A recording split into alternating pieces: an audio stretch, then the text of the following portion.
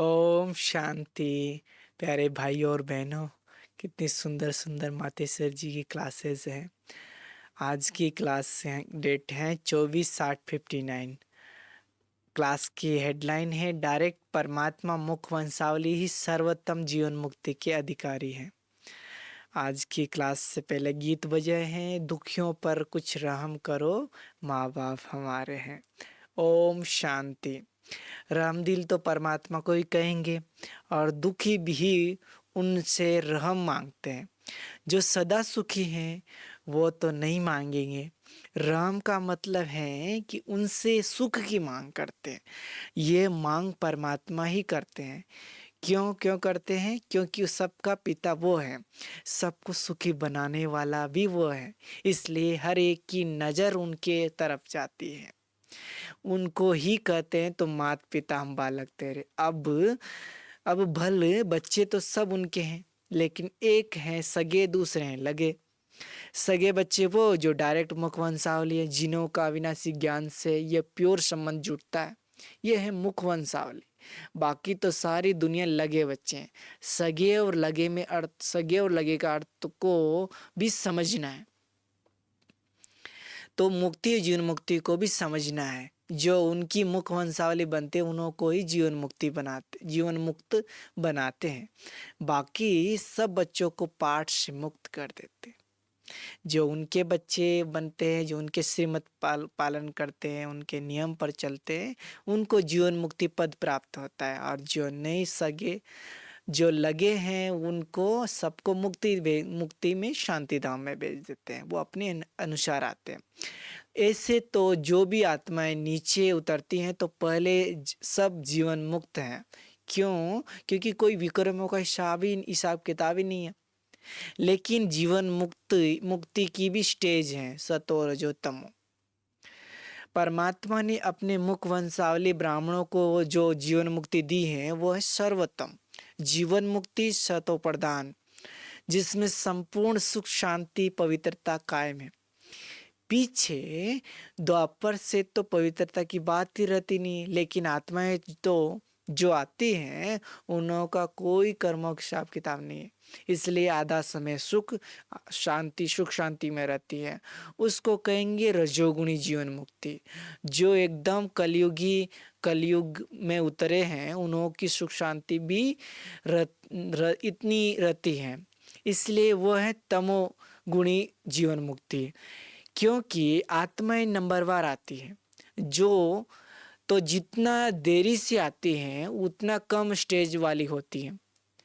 जितना देरी से आती है उतना कम स्टेज वाली होती हैं। तो जब पहले आदि सनातन धर्म स्थापन होता है तो उस समय सर्वोत्तम जीवन मुक्ति है। फिर नंबरवार स्टेज अनुसार आत्माएं आती जाती है। हर चीज़ की स्टेज तो ज़रूर होती है।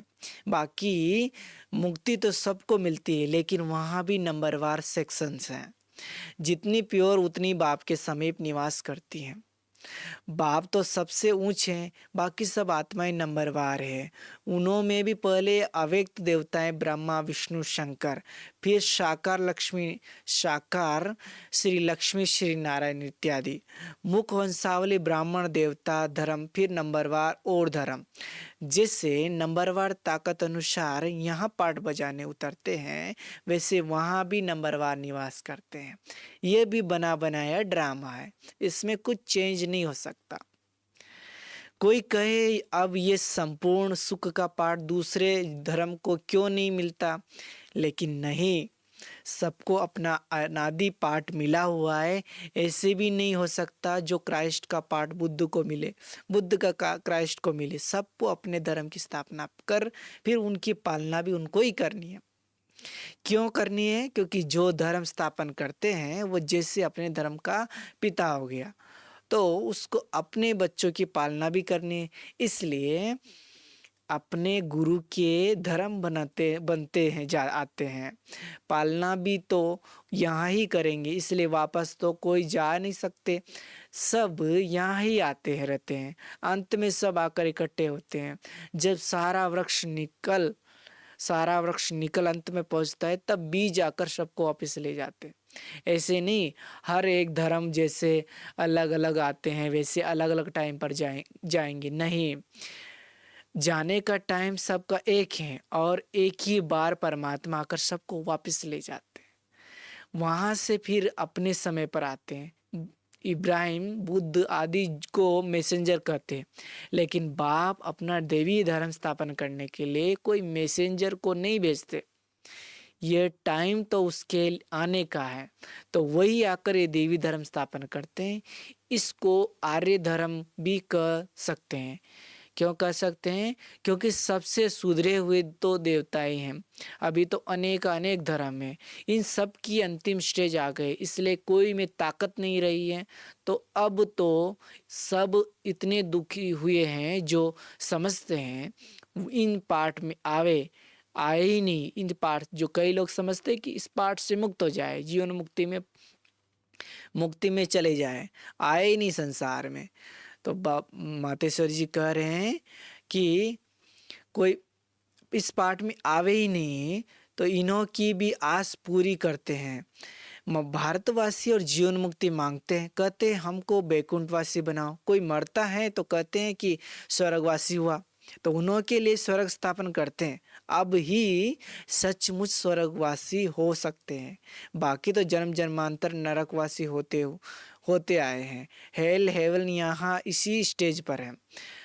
ये अब अंतिम समय बहुत दुख का टाइम, लेकिन दुख बहुत समय तो नहीं चलेगा, इसका भी विनाश होना है। विनाश से थोड़ा समय पहले बाप आते हैं, विनाश तो होना ही है। ये तो वंश बने हैं, वो सब काम में आएंगे। यहाँ भारत में जब आपस में लड़ेंगे तब क्या हाल होगा। जब पाकिस्तान हुआ, तब पाकिस्तान में हुआ तब कितने मनुष्य दुखी हुए। उसकी भेंट में जब इतनी विनाश की आग भड़केगी तो मनुष्य कितने दुखी होंगे। इसलिए इस दुख से बचाने के लिए थोड़े समय पहले आते हैं, जब परमात्मा द्वारा पवित्र बने, तब सुख शांतिमय राज्य भोगने की पावर भी मिले। सुख शांति भोगना बल आत्माओं का काम है, लेकिन देना तो उनका काम है ना। आत्माएं तो सब पांच विकारों के वश दुखी हो आपस में लड़ती झगड़ती रहती हैं। अब तो कैसे एक दो का विनाश करने को तैयार हो गए हैं, तो बच्चों को शांत कराना ये बाप का काम है। इसकी युक्ति यही है जो सबको जीवन मुक्ति में ले जाते हैं। इस समय बाप खुद भी हाजिर हैं, तब तो डायरेक्ट कहते हैं मुझे एक को याद करो बच्चे, मुझे एक को याद करो, बाकी सब बोलो। अच्छा, कल फिर सुनेंगे 30 8 59। आज के लिए इतना ही। ओम शांति।